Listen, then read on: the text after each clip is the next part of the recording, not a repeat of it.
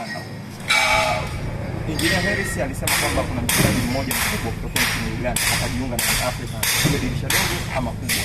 Wengi wanaitupa karata kwa Alan Okello, lakini pia kwenye page ya Justin Kesi kuna taarifa ambayo inahusiana na Alan Okello akisema kwamba nikiwa na mwanangu Alidi Aucho tukicheka issue ya fundi Okello.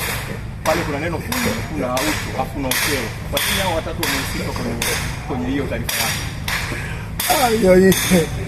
Wana Instagram bwana, achani na. Unajua hapa mara ya mwisho mmenibana bana hapa kina Lugano umenibana bana iko hivi.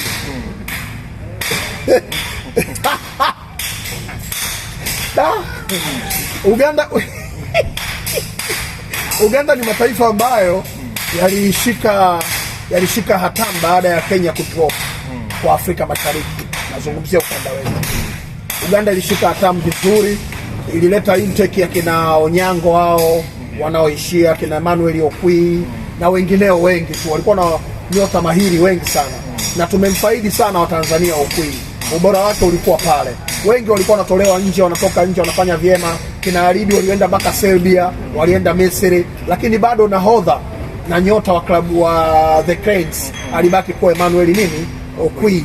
Emmanuel Okwi na wenzie kizazi chao akikupotea kilikuja kuunganishwa na hiki cha kina Aucho ambacho hakikuzungumzika before sisi Alidi kuwa naye hapa. Yaani Alidi watu wengi walimuelewa au kumfahamu vizuri alipokuja Yanga, lakini sisi ambao tunafuatilia mpira kina Lugano nani huko nyuma, walau tulimuona tangu alipokuwa Gor Mahia, alikuja hapa akacheza, akaondoka akaenda Serbia, akaenda Misri, of course alipita pia, nakumbuka kuna nchi aliendaga, sio ni Israel, sio wapi aliendaga kidogo, India, I'm sorry, aliendaga India. Alipotoka Misri, wakati yuko Misri akatakiwa hapa, nikaropoka, nilikuwa kwenye kituo fulani cha radio. Wakati huo ndo nilikuwa nimeanza kuchati naye Alidi tangu yuko Gor Mahia ajaenda Serbia. Sasa Serbia miaka miwili almost na robo na nusu, kwa sababu ni miezi zaidi ya 26 27. Akaenda Misri miaka miwili. Kwa hiyo ni miaka 4 5 huko. Anatakiwa hapa na Simba, mimi nikaropoka kwenye radio. Sasa katika maulizo vita ikawa kubwa. Kuna mtu akawatonya Yanga kwamba huyu anayekuja, na hivi Simba wamempoteza James Kotei. Simba walikuwa na kiu hivi ya James Kotei. Yaani wanajaribiwa watu wengi eneo hilo. Mzamiru atacheza, alikuja Fraga, akacheza, alikuja yule Tadeo Luanga. Yaani hilo eneo likawa alitaki kumkubali mtu. Bado watu wana kile kizungumkuti cha James Kotei. Kwa nini kaachiwa, kwa nini kaachiwa? Alafu huku Jonas Gerard Mkude akiwa ndo bado nungunungu wa moto hivi. Mimi nikasema Simba wakimpata Alidi yule wa moto aloingia nchini, akakutana na yule Jonas Gerard Mkude, ona hisi Simba walikuwa wanaenda kuwa na eneo la kati la aina gani? You see? Cletus Chota Chama kule, huku Jose Luis Miquissone, wao nadhani wangekwamia wapi? So ule ukatili ule ulikuwa ukatili umafia. Ni ule uliopitiliza. Umeelewa ule umafia wa mwisho. Mmoja kati ya watu ambao waliomba ushauri, mimi mmoja wao. Bro, huku au huku? Mimi nikaambia kila kitu kina wakati wake. So far naona huku kidogo na progress. Nenda huku. Na kuna waziri fulani alifanya mambo, mahusiano yalikuwa makubwa sana, chuma kikatua Dar es Salaam Yanga Afrika.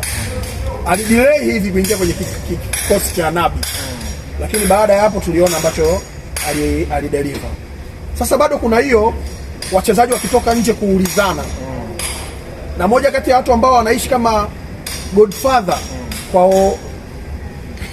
kwa yule nyota Fudenge, Alidi ni godfather wake. Amewahi kuishi mgongoni, Okello amewahi kuishi mgongoni kwa Alidi kama miaka miwili. Kwa vitu vingi siwezi kuviweka hapa. Kwa vitu vingi siwezi kuviweka hapa. Alidi anaishi kibinadamu. Nadhani tumesikia watu wengi wa Yanga wakubwa, viongozi na wachezaji wakikiri hilo. Ni zaidi ya neno mchezaji. hajawahi kuwa nahodha wa Yanga, lakini ni kiongozi ndani ya timu. Misaada ya kiakili, kiuwezo wa fedha, Alidi yuko vizuri sana. Yani niweke tu wazi jamani, Alidi moja kati ya wachezaji ambao wana hela nyingi. So ina picture kubwa kwa Okello. Amekuwa akimshape mindset, akimwambia nini cha kukifuata, kwa sababu target ya Okello miaka miwili nyuma, anaamini yeye alikuwa anatosha kwenda Ulaya. Lakini Ulaya uendi tu kwa sababu kule sio kama kuwa kwa sababu unayo utakutameka huko au Ulaya wana vitu vyao. Umri pia miaka 25 kwenye magazeti au kwenye makaratasi, maana yake kuna 28 30 ya ukweli pale. Tunafahamu Afrika jinsi ambavyo wao wanacheza na details. So Alidi ni mshauri mkubwa wa Okello. Alidi ni zaidi ya kiongozi Yanga.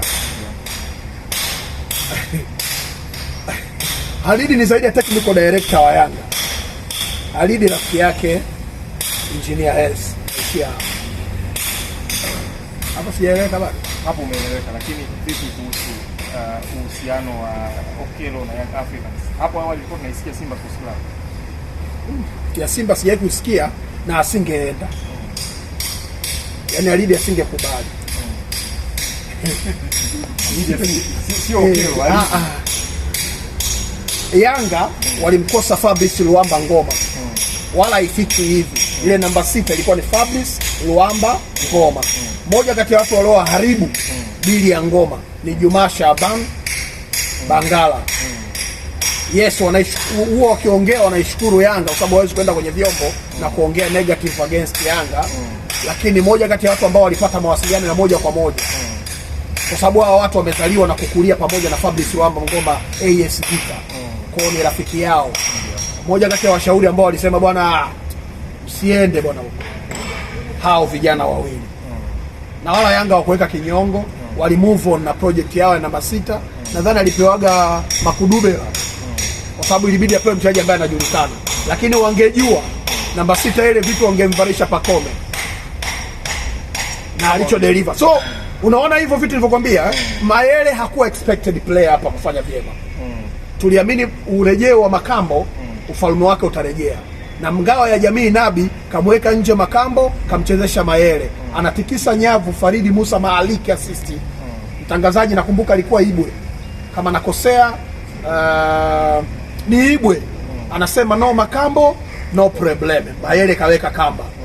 Sawa Hakuwa na watu hawakuwa na matarajio nayo. Lakini alitetemesha nchi nzima mpaka makanisani. Mpaka mazoezini Simba.